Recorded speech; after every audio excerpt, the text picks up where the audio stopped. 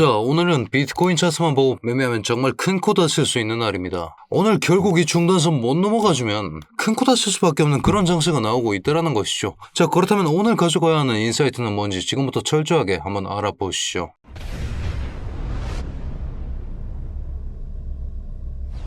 반갑습니다. 현명하게 매매하자 코인 인사이트의 현우 트레이더 인사드립니다. 지금 시점에 우리가 기존까지 잡아둘 수 있었던 채널 두 가지 채널을 잡아드렸습니다. 4시간 봉상에서 잡을 수 있었던 9일, 15일 각각의 고점과 65.1K를 찍었던 이 순간 지금 이 채널 하락 돌파 나오고 다시 한번 올라타주는 이런 식의 모습이 나와주고 있는데, 어제도 이 자리 리테스트 성공하고 매매하는 거 권장드리지 않았던 이유가 결국에는 여러분 지금 이 채널보다 훨씬 더 최근에 생성된 저점 확고하게 나와줬습니다. 기점 자체가 더 최근에 생성된 이 채널이 힘이 더 강하다라는 말씀을 드리고 있는 것이죠. 상승 채널이기 때문에 푸른색으로 표시해 보겠습니다. 지금 이 채널 믿고 매매를 하셔야 된다. 오히려 이 흰색 하락 채널은 서브 채널로 활용하셔야 된다. 결국 이 중단선 못 넘어주면 맞고 떨어지기 때문에 손익비가 안 나오는 자리다. 짧게 먹고 싶다면 이 자리 권장드리겠습니다만, 그런 움직임보다 조금 더 확률 높은 매매를 지향하면서 저는 어제 3차 대전 악재 반등 낚시를 주의하셔라. 여기 이 자리에서 반등 쳐주는 거 불가능하다. 이렇게 브리핑 드렸습니다. 어제 오전 중에 비중을 좀 세게 태우는 그런 포지션이 하나 나갔었죠. 레버리지 50배짜리는 정말 오랜만이었습니다. 상승 채널 중단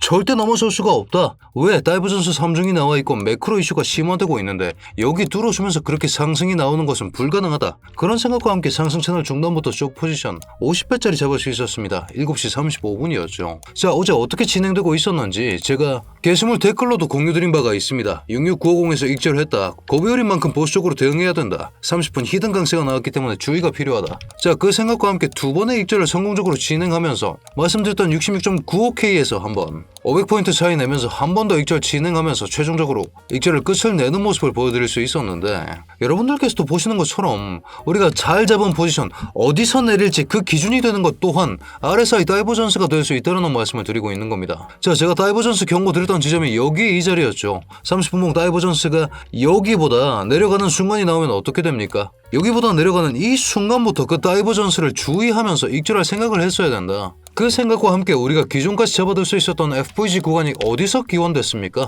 1시간 봉상에서 확인할 수 있었죠. 자, 거래량 세게 때려 박혔습니다. 결국에는 여러분 유동성 수입이 난 그 다음 캔들, 사실은 여러분 FVG를 우리가 생각해 봤을 때 꼬리꼬리 여기도 유효한 것처럼 보이겠지만 유동성 수입이 나고 난 그 다음 봉, 사실은 여기서 잡혀 나오는 이 FVG가 훨씬 더 유효하기 때문에 어제 이 반등 또한 결국 이 FVG 밑바닥 찍어주고 이렇게 상승분이 나오는 그런 그림이 나왔었다. 이런 식으로 여러분들 기준과 함께 매매하셔야 된다. 근데 오늘 비트코인 차트만 보고 매매하기엔 기준이 애매한 그런 순간이 오고 있기 때문에 오늘 비트 차트만 보고 매매하시면 큰일 날 수도 있다라고 그렇게 말씀드리고 있는 것입니다. 자, 신호 어떤 신호가 없을까요? 오늘 아침 9시입니다. 지금 11시 2분이죠. 날봉 확인합니다. 다이버전스 안 나왔습니다. 4시간 봉, 1시간 봉, 하이어 타임 프레임, 큰 프레임에서 우리가 다이버전스가 나온 게 없기 때문에 오늘은 확률 높은 매매는 사실상 조금 힘듭니다. 오늘 매매 쉬어가실 분들은 쉬어가셔도 됩니다. 다만 제가 말씀드리고 싶은 것은 오늘은 시야를 넓혀야 하는 장이라는 거죠. 비트코인 차트의 얄팍한 반등을 짓눌러버릴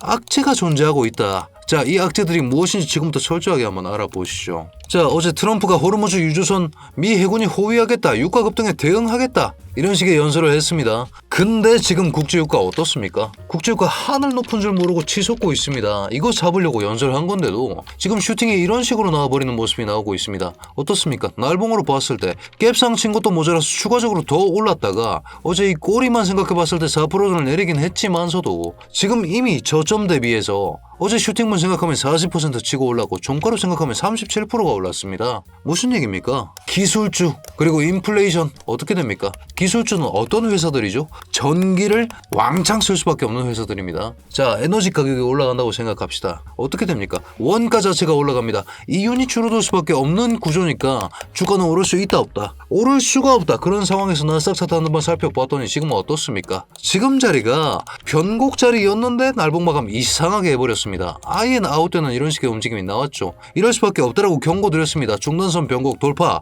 무조건 실패한다고 경고 드려왔었죠. 자 여러분 이런 식으로 비트코인 차트만 봐서 되는 일이 아닙니다. 그렇기 때문에 여러분들께서 이런 식의 시황과 비트코인과 연계되는 자산들에 대해서 어떤 인사이트를 가져가셔야 하는지 제가 매일 한 편씩 정리해서 업로드해드리고 있으니까요. 아직까지 구독, 좋아요 눌러주지 않으셨다면 지금 한 번씩만 부탁드리면서 제가 한 편씩 업로드해드리는 이런 식의 영상들 꼭 참고하면서 매매하셔라 그렇게 말씀드리고 있는 것이죠. 자, 이 채널 어떻게 잡았습니까? 우리가 주봉상에서 채널 잡는 방법 알려드렸습니다. 이런 식으로 거래량이 확 튀고 아래로 깊게 수시기가 들어왔으면 이 자리는 무조건 채널의 기점이 되어야 됩니다. 자, 그렇기 때문에 이 자리를 쓸 수 있는 채널을 이런 식으로 잡아봤었던 것이죠. 지금 이 채널의 중단선 올라탔습니까? 이 채널 유효도부터 검증해 보시죠. 1시간 봉입니다. 어떻습니까? 그 중단선의 힘이 이렇게 증명이 되고 있다는 것이 파악이 되고 있습니다. 지금 이 중단선 자리에서 완전히 아웃되는 움직임이 나오고 있다. 변곡 쳐주려고 했지만서도 또 실패했다. 자, 어제 유가 상승과 트럼프 연설 그리고 나스닥 움직임 이게 의미하는 바가 뭡니까? 트럼프 이란 악재를 해소하기 위해서 미군 투입하고 연설하면서 리소스 소모했지만 유가 반응이 어떻습니까? 유가 반응 굉장히 미약했고 여전히 상승세 유지 중입니다. 나스닥 하락 요인으로 작용하고 그럼 어떻게 된다? 비트가 상승 동력이 안 나온다 이런 말씀 드리고 있는 것이죠. 자, 근데 유가가 여전히 상승세다. 이게 나스닥 기술주뿐만 아니라 또 어떤 신호를 읽을 수 있습니까? 인플레이션. 여러분 유가 오르면 다 오릅니다. 하다못해 우리 그냥 식품 생각해도요. 팜유 안 들어가는 식품이 사실 그렇게 많지가 않지 않습니까? 식용유만 생각해도 쭉쭉 올라갑니다. 가스비만 생각해도 물가 자체가 오를 수밖에 없는 그런 환경. 자, 물가가 오릅니다. 연준 또 어떤 스탠스 취합니까? 금리 인하 안 해. 이런 스탠스가 나오겠죠. 제가 항상 말씀드립니다. 비트코인은 단기 유동성에 그 어떤 자산보다 민감합니다. 시중에 돈줄이 마를 수밖에 없는 그런 환경. 자, 금리 인하 안 해. 이거 뭘로 볼 수 있습니까? 이 확률 실시간으로 트래킹할 수 있는 방법. 여러분 구글에다가요. 패드워치라고 한번 쳐보시면 패드워치 도구라는 이런 창이 나옵니다. 자, 이 창 어떻게 활용하느냐. 조금 내려봅니다. 내려서 probability 무슨 말입니까? 확률이라 이거죠. 자, 현행 금리가 350에서 375bp입니다. 325에서 350 금리 인하가 되는 수치가 여기 이 자리인데 7월이 되어서도 이게 과반이 안 됩니다. 자, 6월 확률이 과반이 넘어가는 게 미국 이란 전쟁 이전이었습니다. 금리 인하 확률이 내려가고 있다는 거죠. 왜? 인플레이션 때문에 유가 상승발 인플레이션 때문에 금리 인하 확률이 내려가고 있는 지금 비트가 상승해준다? 어려운 얘기입니다. 자, 그리고 어제 나스닥 신나게 박다가 트럼프 연설하자마자 약반등 쳐주는 움직임 내줬습니다만 결국 중단선 돌파했습니까?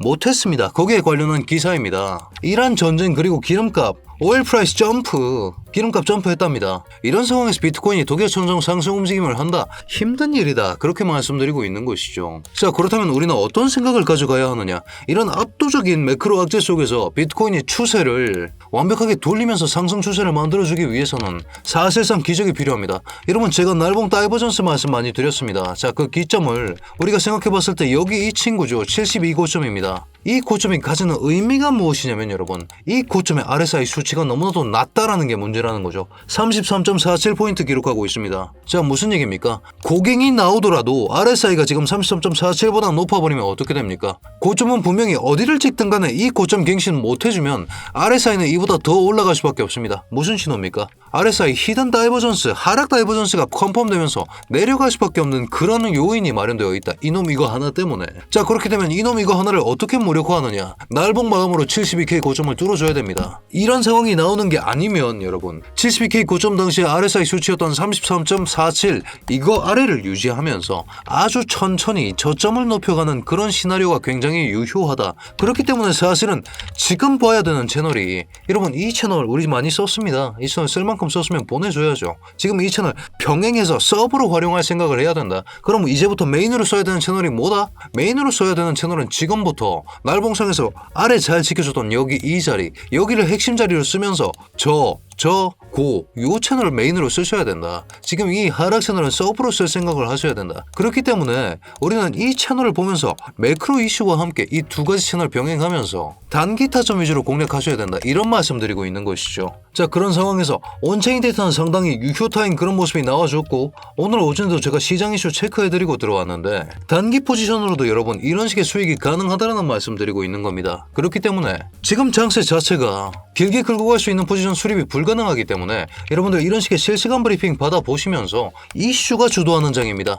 이슈들에 대해서는 적어도 실시간으로 트래킹을 하고 계셔야겠죠. 제가 업로드해드리고 있는 지금 시장 이슈 그리고 지금의 차트 기형은 어떤 구조인지 이런 식의 브리핑까지 받아보시면서 매매하시는 방향성을 권장드린다는 것입니다. 자, 여러분들께서도 들어오실 수 있게끔 제가 고정 댓글에 링크 하나 남겨두었습니다. 원클릭으로 진입 가능하시게끔 조치해뒀으니까요. 다만 여러분 입장료 구독 하나면 충분하니까 아직까지 구독, 좋아요 눌러주지 않으셨다면 지금 한 번씩만 꼭 부탁드리면서 제가 작성해드리는 이런 식의 근거들 그리고 지금 차트 구조는 어떤 모양인지 이 내용까지 받아보시면서 매매하시는 걸 권장드린다 이런 말씀을 드리는 것이죠. 자, 그렇다면 지금 어떤 생각을 가져가야 되는가? 지금 결국은 이 채널, 이 상승 채널의 중단선을 뚫어주고 안착해주는 그림을 보여주기 전까지는 추격롱을 받아볼 수는 없는 자리다. 놀롱을 받아볼 생각을 해야 된다. 어디 하단선 자리 혹은 이 우리 서브 채널 상단 인근 자리에서. 자, 근데 서브 채널 상단 인근 자리는 문제가 뭡니까? 중단선에서 막힐 생각하면서 단기 타점 수립해야 된다는 생각 하나. 거기에 더불어서 우리가 신호들을 확인하면서 진행해야 된다는 생각 둘. 자, 우리가 FVG 구조